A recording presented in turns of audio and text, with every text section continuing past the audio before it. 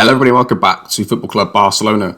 Right, you've missed quite a lot in terms of matches, but nothing unexpected. So, in that sense, not really. Have you missed anything? I managed to get through the last rounds, which was pretty straightforward. Then we went on to play all the league games, and we're pretty comprehensive in most. The last, I don't know actually, this sort of period here off camera. Back here, we won the Super Cup final, right? And we thought, great. I then lost in the league unexpectedly, and they got knocked out in the Spanish Cup by Villarreal. We then drew with Madrid, and I was thinking, hang on a second, what's going on here? We recovered a little bit, recovered pretty well. And then we beat everybody up to Huesca, who we drew with. Then Real Betis, we were actually 1-0 down for quite a long time in this game. We scored an equaliser and scored a winner in the last second. So, I don't know what's happening, but we're not in the best of form, despite the results. And we play Villarreal today, which you think, okay, that's great in the Champions League quarter-final. You get Villarreal, fantastic. Yeah, they also knocked us out in a one-off cup game. So, let's see what happens. It seems to be certain teams that play certain formations and tactics against us that we just can't play well against. And as for today's game, we missed Eric Garcia to suspension. He probably would have been on the bet. Actually, I don't know. Probably would have started, actually, now I think about it. Pedri would have played, obviously, but he's injured for 3 weeks. And Musiala, though, should be back for the next knockout game. They should both be back for the next knockout game, I would have thought. But we have to play Villarreal with 3 central midfielders, effectively. Nico makes 4, but him and Declan Rice are both out and out. Busquets, replication players. So maybe Maduke gets a role as the Iniesta, as a left-footed Iniesta. I don't know. It's precarious, isn't it? Let's be honest. So today's game, then, we're pretty much fit for the game. Guy's a little tired, so is De Jong, but that's going to be the team. Nothing too much surprising in there. We're going to have De Jong as the Iniesta for today, and have Gavi as the Xavi. Here we go then. Assistant manager says, recent praise is justified, okay? This is massive. I think for these 2 games, because I still expect us to win, I'm going to probably leave them on key highlights, and then for the semi-final, it'll be extended, because it's probably going to be one of the top English sides. Chelsea are not in it, so they can't knock us out this year, but Liverpool are. So, I haven't looked at their team, though, to see who they've got, to be honest with you. Erling Haaland gets the ball early here. Is it a terrible effort there? Come on. Oh, we won it back, though, and it's a cheap goal to score, basically from Erling Haaland being a bit too direct with the ball, and it's 1-0 to Barca. Goal kick then from Villarreal, and we're going to go through here to Mbappe, to De Jong, to Martinez. Martinez, De Jong. We're forcing it a little bit too much here. I don't know whether it's because it's a Champions League game, but we've not been as bad at doing this in the league recently, so I don't know whether they're seeing the game slightly differently because it's a European game. But yeah, it was a bit direct. Oh, that's better, and that should have been a goal. I hit Mbappe gets him on the left-hand side. They didn't show any build-up to this, which is weird. So Gavi gets it. De Jong, yeah, I didn't think it was going to be a goal. It started literally as you saw it with Mbappe on the ball, right out the pitch. So one for Barca, the guy whips it in. Far post, De Jong. It could be a penalty to Barcelona. 2 cheap goals to get ahead of them in this quarter-final. And it is a penalty. Who's going to take it? Is it Haaland after his antics last year? If he misses this, he's taking off penalties. I still might take him off anyway, because I still have nightmares what happened last time. Highlight here started again very high in the pitch on a... This is why I don't like key highlights sometimes. Yeah, it's not going to be a goal, but we didn't even see the build-up. It could have been a really good move, but we don't know, because it started off so high. So I think it extended will be... I'm not going to bother if we batter these here, because...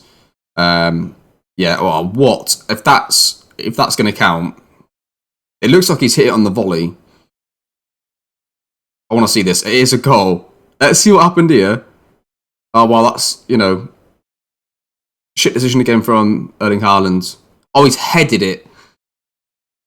I suppose, actually, I was about to say that's annoying, but I do remember Messi's goal in the Champions League final. It wasn't quite like that. It was the opposite way around, actually. It came from right to left, but it was clipped in and he headed the ball in. And I'm pretty sure Cristiano Ronaldo said before the game that one of the differences between him and Messi, the reason he's a more complete player is he's good in the air. So that was just quite funny. Mbappe is going to come off and Ansu Fati is going to go on. De Jong's going to come off and we're going to throw on Maduke, I think, as a left central midfield player. Why not? 3-0 up. Try something new. I want a different right back as well, because I'm telling you right now, Hector Bellerin has just given up as a footballer. Whenever he plays, he plays badly on a bad match rating. But on top of that, he's already agreed to leave the club. And I just feel like he's not trying. He's just really bad. It's frustrating at times.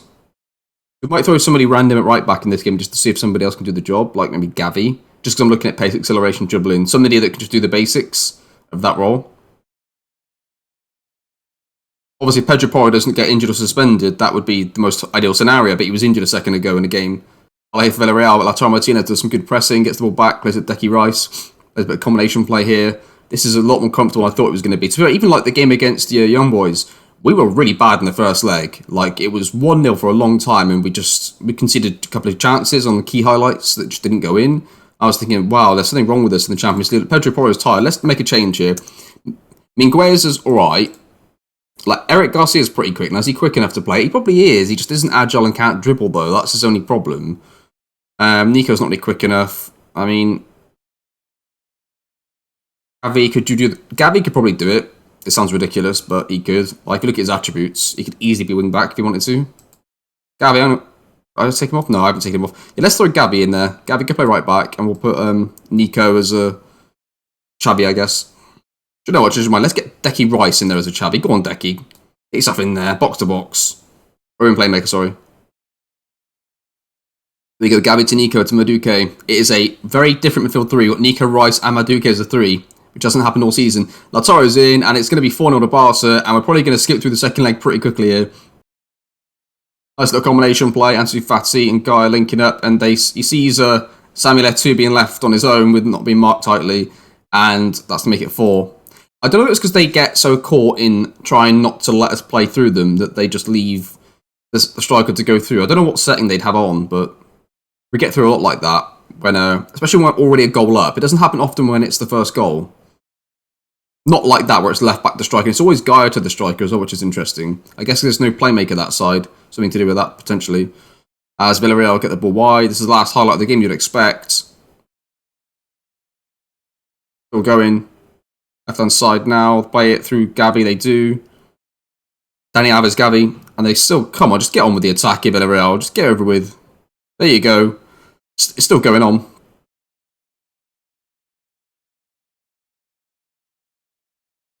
Board. And they scored from it. 4-1. There's a highlight immediately after. If this is the end of the game highlight, then I don't know what to tell you. What has just happened here?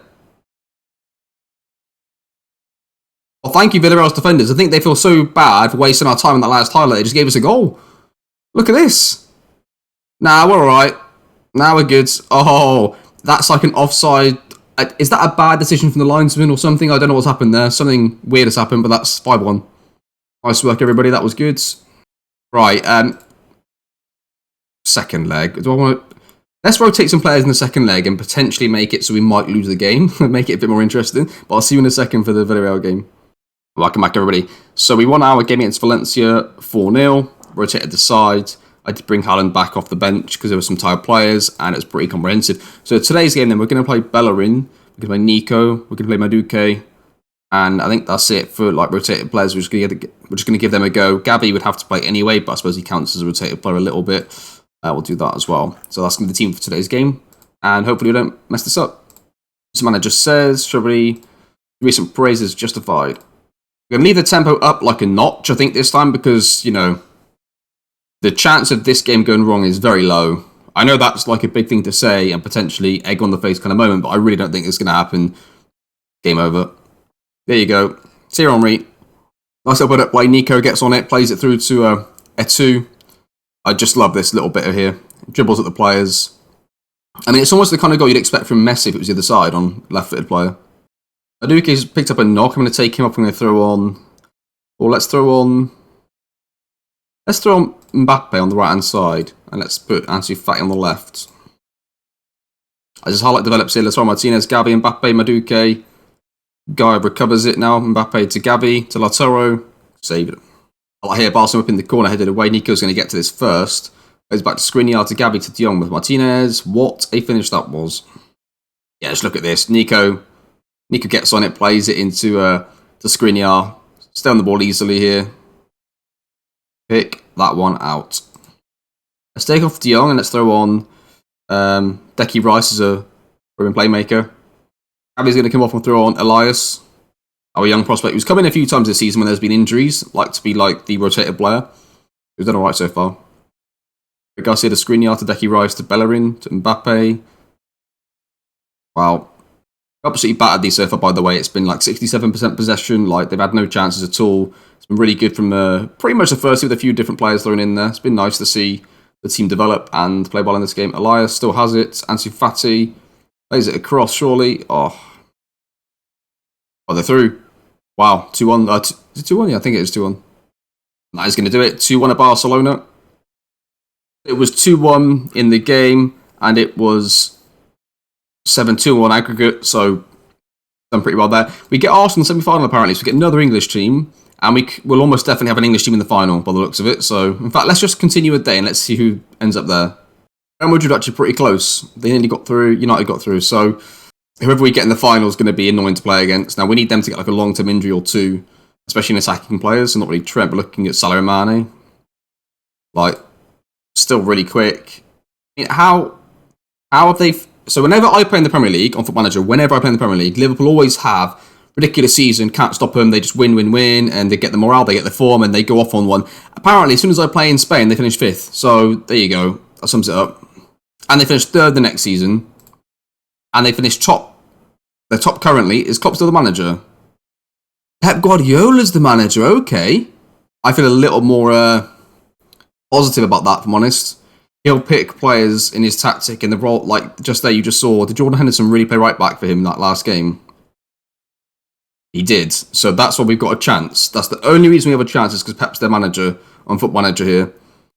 They're a threat because of the attacking players they've got with pace. So just look at it, just pace everywhere in the attacking players. So that's why they're a problem. Is their manager Simeone though? No, still Solskjaer. Yeah, obviously, I started this save way before even the January update was out, so we've got the original database here. And Arsenal, I don't really care. They've got probably Klopp. No, still Arteta. They can be annoying to play against, actually, but more in a league situation than a cup. That's going to do it then. I think we know we're coming back. We're going to come back for the Arsenal game here, and we'll skip that game and play the second leg there. I'll probably play the reserve team or backup team here against Atletico Madrid. They'll probably still win, I would expect. So that's how it's going to look. In terms of the stats, in case I've not really shown this, we're still averaging 63% possession. We're still looking very, very good. We've scored already a record number of goals, 117, which is more than our first 2 seasons. We've still got 6 games left. Conceded 15, which is slightly higher. We're probably going to end up just ahead of 18, but who cares about that at this stage? Well, that's going to do the episode. Thank you very much for watching. I'll see you next time.